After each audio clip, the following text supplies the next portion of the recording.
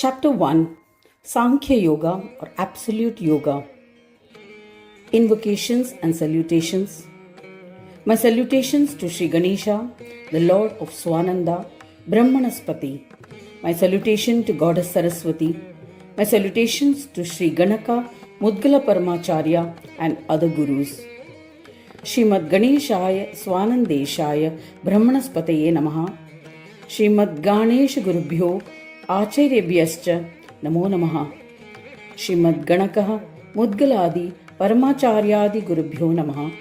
Srimad Ganesh Yogindracharyaya Paramacharyaya Sadgurave Ankushadharine Yogindraya Namaha.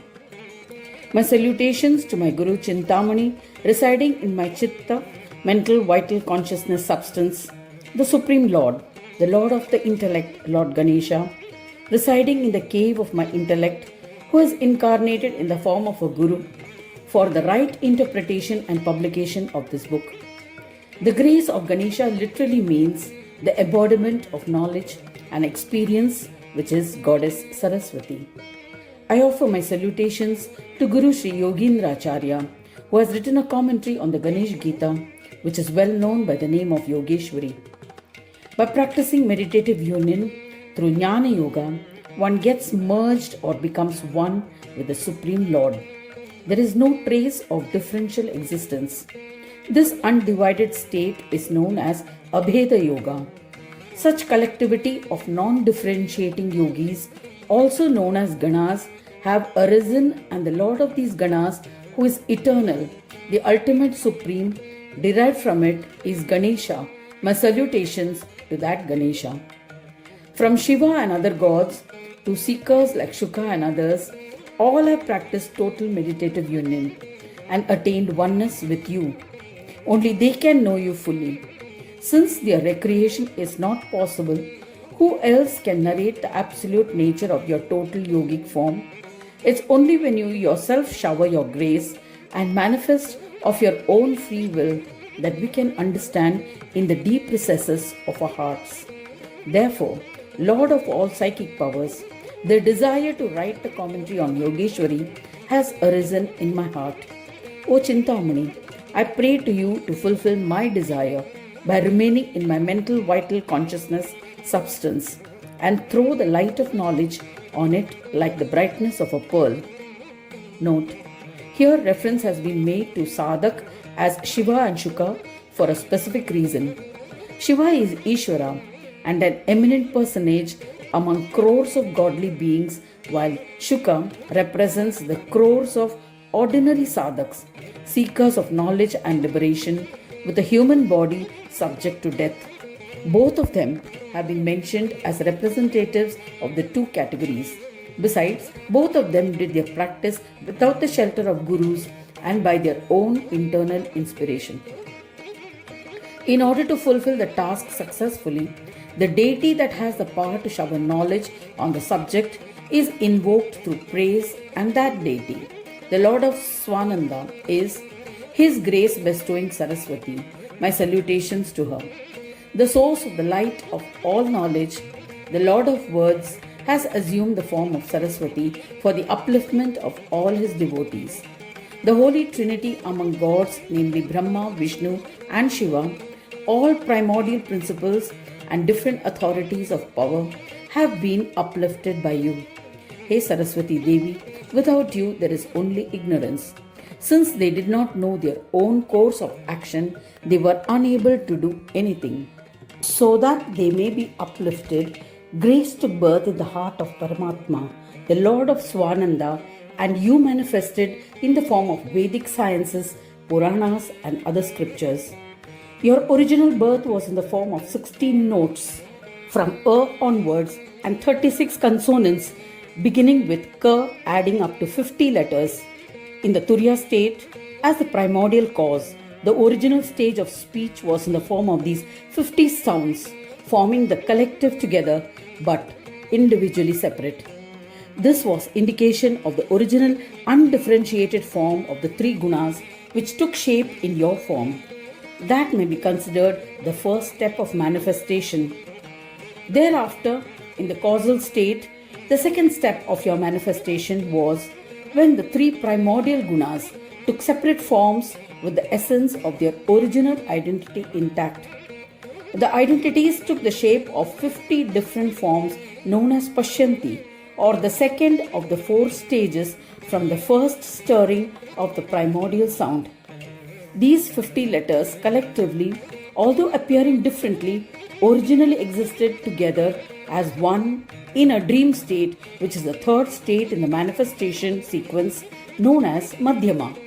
Then, in the waking state, your fourth state manifested in the form of Vaikhari, or the articulate utterance of speech in the form of the 50 separate letters. During the stage of primordial cause, she is the Paravani, illuminating knowledge. In the causal state, she is the Pashyanti, Vani, vibrating knowledge into manifestation. During the dream state, she enlightens as Madhyama Vani, and in the waking state, she enlightens with the knowledge in the form of Vaikhari Vani. Thus, her presence is felt in all four states. Visibly manifesting through each of the 50 letters in which she is present, the sadhak thereby attains the knowledge of discernment and discrimination due to her omnipresent powers.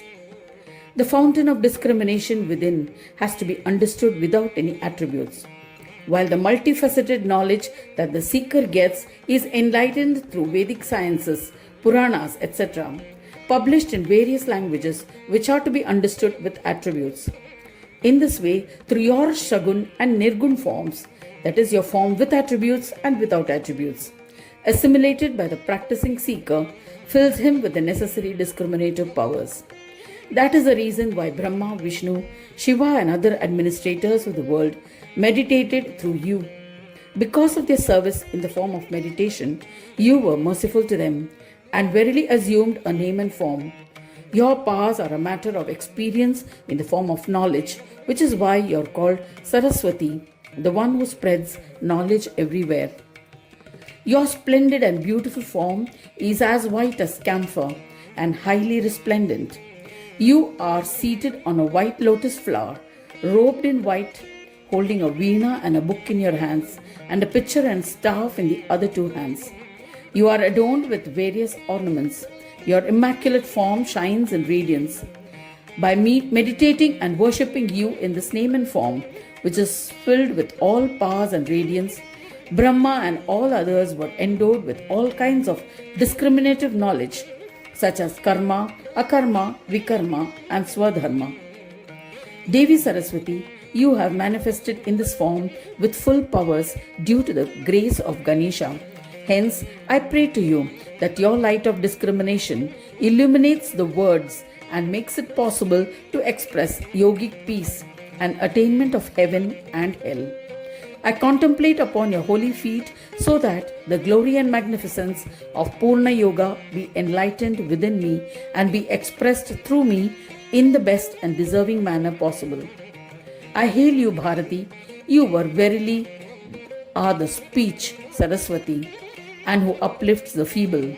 Be in my heart and illuminate this growth and make it as best as possible. After this, I pay my respects to my Sadguru, the deliverer of difficulties and who shall grant me the knowledge of self and uplift me. His nature is the vocal expression which has the power to grant the knowledge of self-realization. This is expressed as Udgirnath Guru, meaning whose vomit also has the power to bestow knowledge. Such a person is a Guru. It is as if Chintamani, who enlightens the mental vital consciousness substance, has incarnated in the form of Sadguru. It could also mean the place where one or the other form of Tvam or Tat ends. Therefore, the state of Asi is the Guru. It is possible to know that state by truly understanding the divine form. Tvam state is Prakriti, the causal matter, and Tat state is Purusha, the conscious spirit, and both are created from true knowledge. Since this is considered the root of creation of animate and inanimate things, causal matter and conscious spirit are considered the mother and father of creation. 24 principles were born out of causal matter and conscious spirit. The union of those 24 principles gave birth to the Virat, cosmic conscious spirit or cosmic form of the divine. From this cosmic form, several universes kept getting born. In brief, this is the universal Sadguru through divine consciousness, and it is the expression of the Asi state, which is the origin of everything.